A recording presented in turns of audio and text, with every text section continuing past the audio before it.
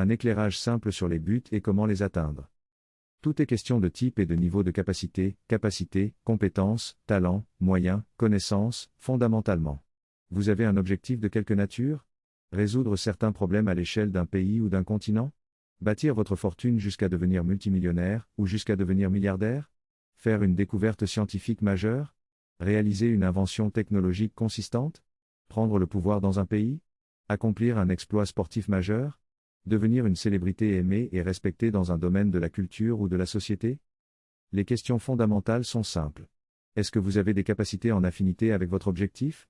Et quel est le niveau de développement de ces capacités? Si vous avez des capacités en affinité avec votre objectif, mais que ces capacités ne sont que moyennement développées, il vous faudra les mobiliser avec une grande détermination et les utiliser avec une grande concentration, et avec une bonne stratégie, si vous voulez atteindre votre objectif. Ce sera évidemment difficile, mais votre qualité de détermination et de concentration fera que vous ne sentirez pas tant que ça la difficulté. Vous aurez juste conscience qu'il faut du temps et du travail. Si vous n'avez pas de capacité en affinité avec votre objectif, ou si vous en avez mais qu'elles sont d'un niveau médiocre ou rudimentaire, vous ne pourrez pas atteindre votre objectif, et vraisemblablement en l'état vous devriez renoncer à essayer d'atteindre votre objectif. Mais de toutes les façons, si vous insistez, la réalité vous obligera à renoncer. Celui qui rêve d'accomplissement par rapport auquel il n'a pas de capacité en affinité, ou qui n'a que des capacités médiocres en rapport avec ses accomplissements, celui-là devra se résigner à renoncer à ses rêves, à moins qu'il ne fasse le choix de vivre toute sa vie dans l'aigreur ou dans la frustration. Celui qui sait définir les objectifs qui l'intéressent, et qui investit du temps, de l'énergie et de la méthode pour développer les capacités pertinentes par rapport à ses objectifs, celui-là se rend capable de réaliser ses objectifs de plus en plus aisément. A contrario, celui qui ne veut pas consentir à se définir des objectifs, ou qui les pose de façon trop vague, et qui néglige de travailler sérieusement au développement de ses capacités, celui-là se condamne à une vie où les choses lui paraîtront toujours très difficiles, et où les choses d'un niveau élevé lui seront inaccessibles, inatteignables, irréalisables. Il y a des buts pour lesquels il faudra étudier très sérieusement ou s'entraîner très sérieusement. Car ces buts supposent de maîtriser des connaissances techniques, des compétences physiques ou des compétences artistiques de haut niveau. Il y a des buts pour lesquels il faudra travailler très intelligemment et très sérieusement.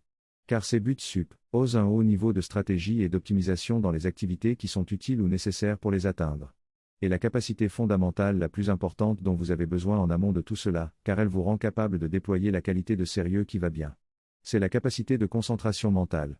C'est-à-dire la capacité de déployer une intense concentration attentionnelle, sans succomber aux appels à distraction de l'émotionnel. Ou à la complainte à l'ennui du même émotionnel. La notion générale de but que nous venons d'évoquer, est pertinente du point de vue humain. Mais du point de vue spirituel, il n'y a pas une multiplicité de buts quand on comprend correctement la nature de l'esprit. Il n'y a qu'un seul but, sublimer encore et encore la force de l'esprit. Chaque niveau significatif de sublimation de la force de l'esprit suppose la maîtrise d'un certain type et d'un certain niveau de capacité psychologique, de capacité psychomagnétique et de capacité psychique. Et ces capacités à leur tour rendent possible la maîtrise de la réalisation de certaines opérations.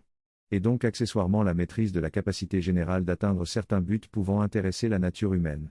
Fondamentalement, du point de vue spirituel, le seul but est de sublimer encore et encore la force de l'esprit. Le développement de la force de l'esprit. Et donc le processus de sublimation par degré de la force de l'esprit, nécessite une pratique psychique sérieuse. C'est-à-dire que cela nécessite d'investir sérieusement du temps et de l'énergie dans une pratique psychique établie sur des connaissances et des techniques pertinentes. Donc une pratique psychique sérieuse. Il ne s'agit pas de ne faire que cela. Mais il s'agit à minima d'être capable de consacrer au moins 1 heure par jour. 1 heure continue ou 1 heure aménagée en 2 temps.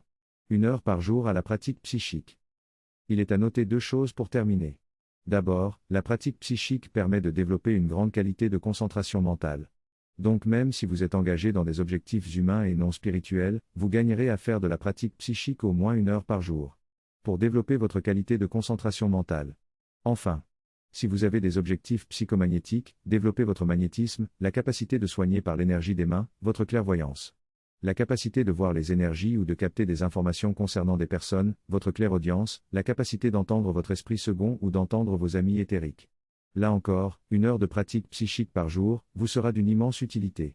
Sauf si vous êtes un professionnel de l'énergétique, magnétisme, clairvoyance, clairaudience, le mieux est de rester concentré sur le but spirituel fondamental, et de ne pas se laisser distraire par des objectifs psychomagnétiques.